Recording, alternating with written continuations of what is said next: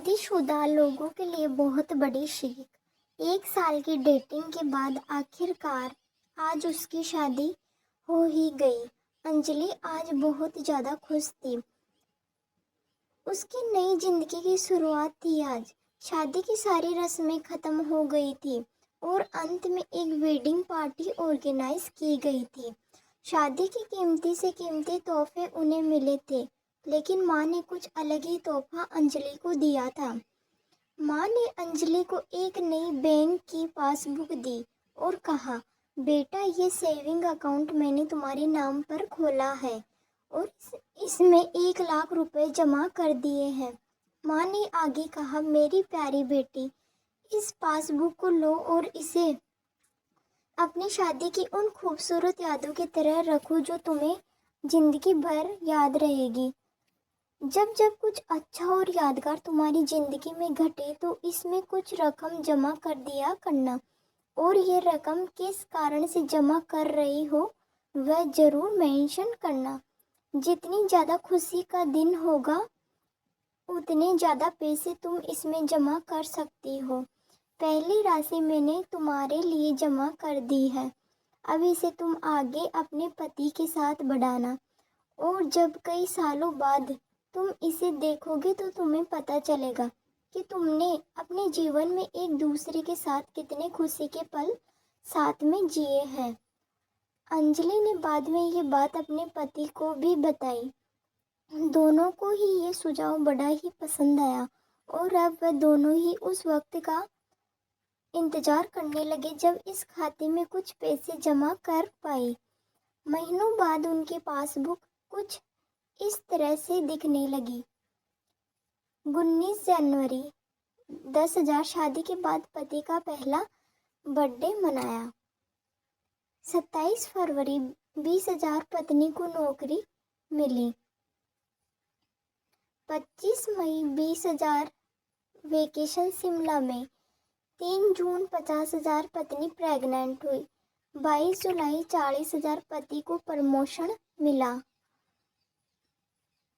और ये सिलसिला आगे बढ़ता रहा। पर जैसे जैसे समय बीतने लगा, साल बढ़ने लगे, दोनों में झगड़े होने लगे। छोटी छोटी बातों पर वे अक्सर एक दूसरे के साथ बहस करने लगे। कभी कभी बिना बात के ही झगड़ा करने लगे। धीरे धीरे दोनों के बीच बातचीत बंद हो गई। वह दोनों ही अब अपने रिश्ते शादी के फैसले पर पछताने लगे। दोनों को ही ऐसा लगने लगा कि उन्होंने दुनिया के सबसे घटिया इंसान से शादी की है।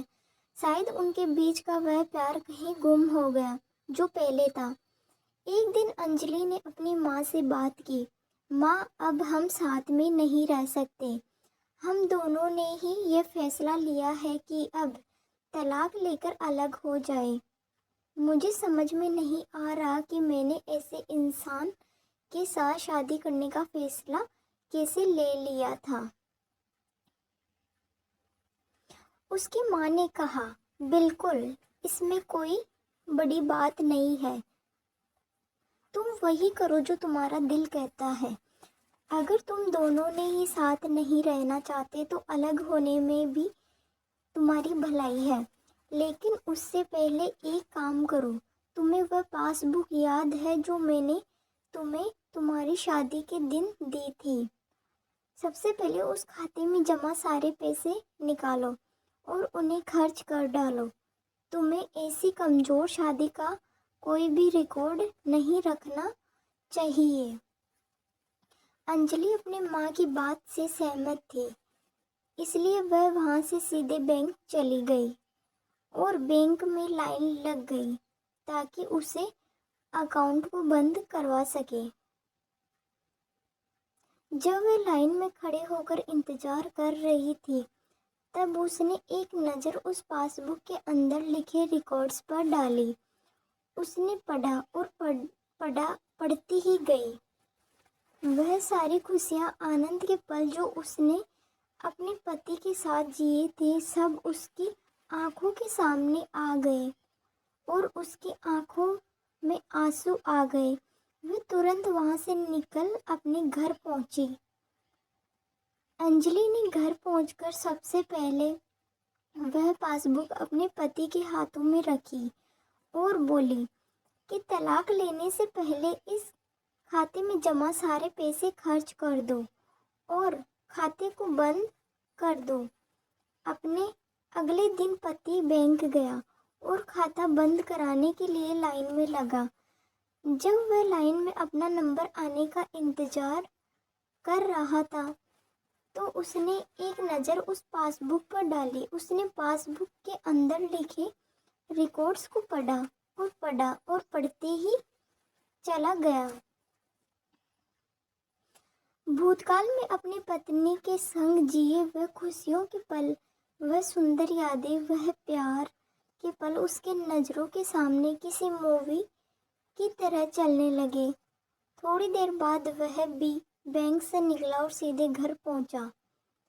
घर पहुंचकर पासबुक उसने अंजलि के हाथ में रख दी। अंजलि ने जब उस पासबुक को खोलकर देखा, उसमें एक नई एंट्री 10 लाख की थी और उसके कारण के रूप में लिखा था, यह वह दिन है जब मुझे यह एहसास हुआ कि मैं तुमसे कितना प्यार करता हूँ और यह भी कि तुमने मेरी जिंदगी में कितनी खुशियाँ लाई है। वह दोनों एक दूसरे के गले लग गए, खूब रोए और उन्होंने उस पासबुक को संभाल कर तिजोरी में रख दिया। दोस्तों, जिंदगी में गिरना कोई बड़ी बात नहीं है।